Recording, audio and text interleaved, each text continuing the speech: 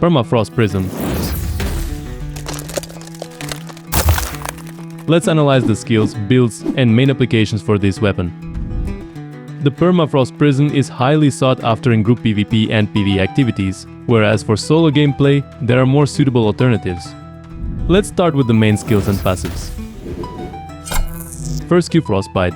You fire a projectile in the chosen direction that deals magic damage upon hitting an enemy.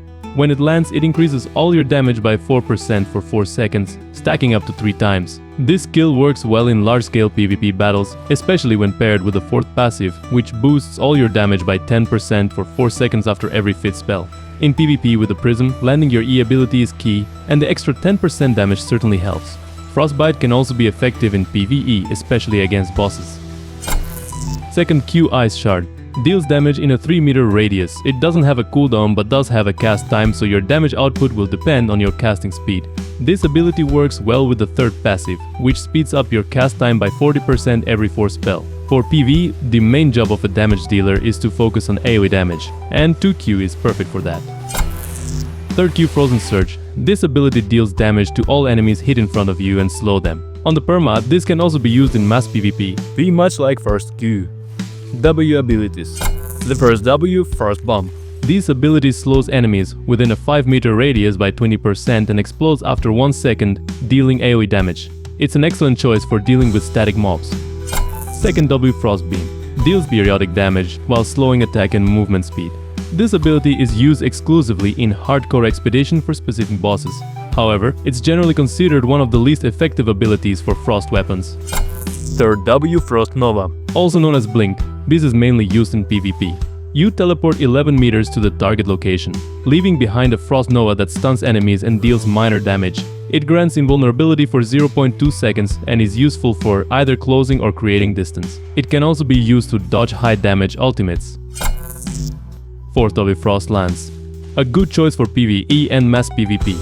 Launches a Frost Lance in the target direction, dealing AoE damage and decreases damage resistances for enemies. Fifth W, Glacial Obelisk, ideal for PvE to empower your team. Creates an obelisk for 6 seconds, increasing damage and reducing cooldowns of abilities and items by 20% for up to 10 allies within 6 meters. Recasting detonates the obelisk, dealing AoE damage and slowing enemies. E ability. Creates a crystal with a 4-meter radius, stunning an enemies for 1 second. After the stun, the crystal explodes, dealing damage to all enemies. The first passive roots the target enemy for 1 second with your next auto attack after casting 5 spells. This one isn't used on Prism. The second passive restores mana on each hit. The third passive reduces cast time by 40% for 3 seconds after every 4 spell. This works great on Perma with the second Q Ice Shard. The fourth passive boosts your damage by 10% after every 5th spell. Use this in mass PvP with the first or third Q. PV build for statics and dungeons. Assassin Hood speeds up cooldowns by 80% for 2.7 seconds. Scholar Robe reduces mana consumption and boosts cast speed. Stalker Shoes teleports you to a target location, increasing damage by 8% stacks twice and granting 0.2 seconds of invulnerability. Royal Sandals increases movement speed and damage, but also increases damage taken by 13%. Limhorse Cape activates when mana drops below 40%, restoring 70% of your maximum mana over 9 seconds. Consumables. Beef Stew increases damage dealt. Invisibility Potions or Calming Potions for safety. Rotation. Activate your Robe, Boots and W ability, Frost Bomb, Glacial Obelisk or Frost Lance. Then use E and spam Q abilities. Then refresh cooldowns with Assassin Hood. PvE build for Avalon dungeons and world bosses. This build focuses on higher damage output but requires support with a Royal Jacket to reduce cooldowns. Royal Cowl prevents mana consumption for 15 seconds. Druid Robe increases damage by 6% per spell cast stacks up to 6 times. Royal Robe boosts damage and cast speed for up to 10 allies. Stalker Shoes, used to stack Druid Robe or deal extra damage. Morgana Cape activates when using the E ability of the Prism, reducing spellcasting time by 50% for 8 seconds. Omelette speeds up spellcasting and skill cooldowns. Invisibility Potions or Calming Potions for safety. Rotation.